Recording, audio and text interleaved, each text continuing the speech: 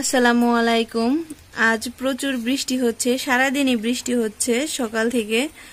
তো বৃষ্টির দিনে খিচুড়ি খাইতে ভাল লাগে, তো ভাবলাম তাহলে খিচুড়ি রান্না করে ফেলি।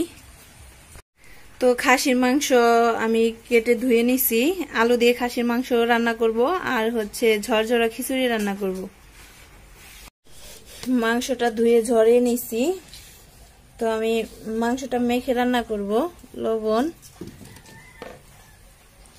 আমি এখানে হালকা কিছু পেঁয়াজ কুচি দিব, কাঁচামরিচ, আদা রসুনের পেস্ট,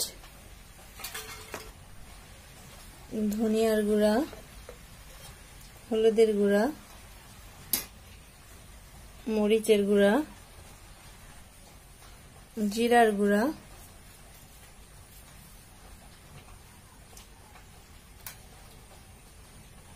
তো সব মিলিয়ে মিক্স করে নেব।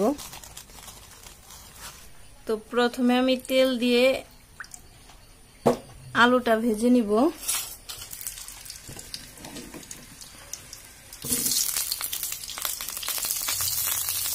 আমি মাংস রান্না করলে বেশিরভাগ সরষের তেল ইউজ করি। তো আলুটা ভেজে উঠিয়ে রাখবো, ভাজা হয়ে গেছে আমার।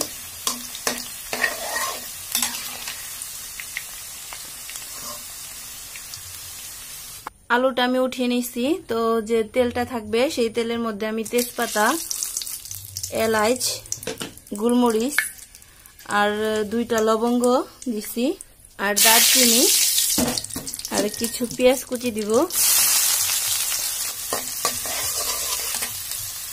আমার ভাজা হয়ে গেছে, তো এখন আমি মিশিয়ে থাকা মাংসটা পুরোটা ঢেলে দিব।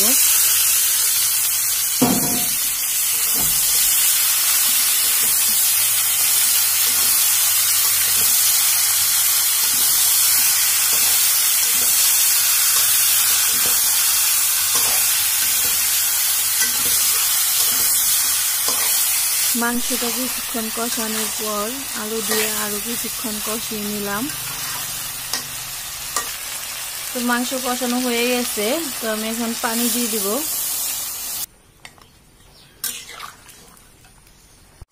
এই যে আমার আলু দিয়ে খাসির মাংস রান্না শেষ হয়ে গেছে, এখন নামিয়ে নিব। খিচুড়ি রান্না করার জন্য আমি এখানে চিনি গুঁড়া চাল নিছি, আর 2 ধরনের ডাল নিছি, একটা হচ্ছে মসুরির ডাল আর একটা হচ্ছে মুগের ডাল। তো মিক্স করে আমি ধুয়ে ঝরিয়ে নিছি চালটা।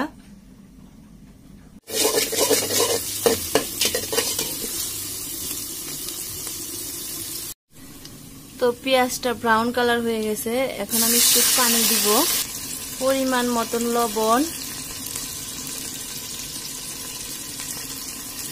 জিরার গুঁড়া, ধনিয়ার গুঁড়া, হলুদের গুঁড়া, মরিচের গুঁড়া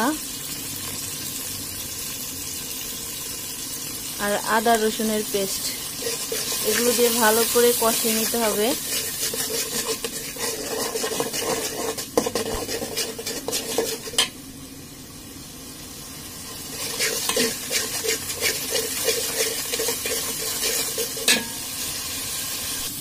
মশলা কষানো হয়ে গেছে, তেলটা উপরে উঠে গেছে, তো এখন সেই ঝরানো চালটা দিয়ে দিব আমি।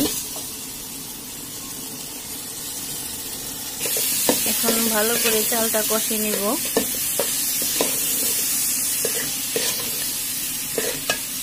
তো এখন চালটা আমার কষানো হয়ে গেছে, এই যে এরকম হয়েছে। এখন আমি পানি দিয়ে দিব। পানিটা দিব যে পরিমাণ চাল দিছি তার ডাবল পানি দিব। তো পানিটা আমি ফুটিয়ে নিয়েছিলাম আগে, তো এখন ঢেকে দিব। এখন একটু নেড়ে দিব, আর লবণটা চেক করে নেব লবণ হয়েছে নাকি। না হইলে লবণ দিতে হবে, পরবর্তীতে লবণ দিলে লবণ মিশবে না, এর কারণে এই টাইমে দিতে হয়। তো লবণ হয়েছে, এখন আমি ঢেকে চুলার আঁচটা ডিপ করে দিব। দেখেন আমার খিচুড়িটা একদম ঝরঝরা হয়ে গেছে, খিচুড়ি রান্নাটা হয়ে গেছে। তো এখন বৃষ্টি একটু কমছে, বৃষ্টি পড়তেছে না। তো আমি সালাতের জন্য আমার গাছ থেকে শসা আনতে যাচ্ছি। ওই বাউন্ডারি দিয়ে আমি শসা গাছ লাগাইছি, তো এটা ভিতর দিয়ে যাওয়া যাবে না, এর কারণে আমি বাহির দিয়ে যাচ্ছি রাস্তার সাইড দিয়ে, কারণ ভিতরে বৃষ্টির কারণে কাদা হয়ে গেছে।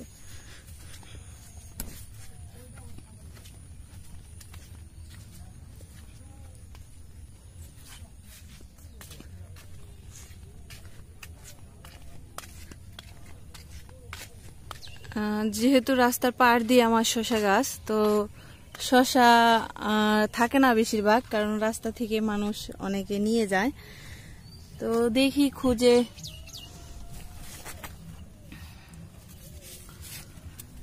কালকেও রেখে গেছি কিন্তু আজকে নাই শসা, খুঁজে পাচ্ছি না।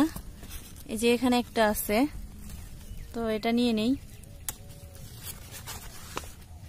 এই যে রান্না হয়ে গেছে ঝরঝরা খিচুড়ি আর খাসির মাংস। তো এটা হচ্ছে আমার সেই লাগানো শসা যেটা নিয়ে আসলাম, তো সেটা সালাদ। লেবুটাও বাগানের, তো সবই আমার খামারের বাগানের, এগুলাই দিয়ে আমি এটা করছি। তো ভালো থাকবেন, সুস্থ থাকবেন। তো আমার পরবর্তী ভিডিও দেখার জন্য সাথে থাকবেন। আল্লাহ হাফেজ।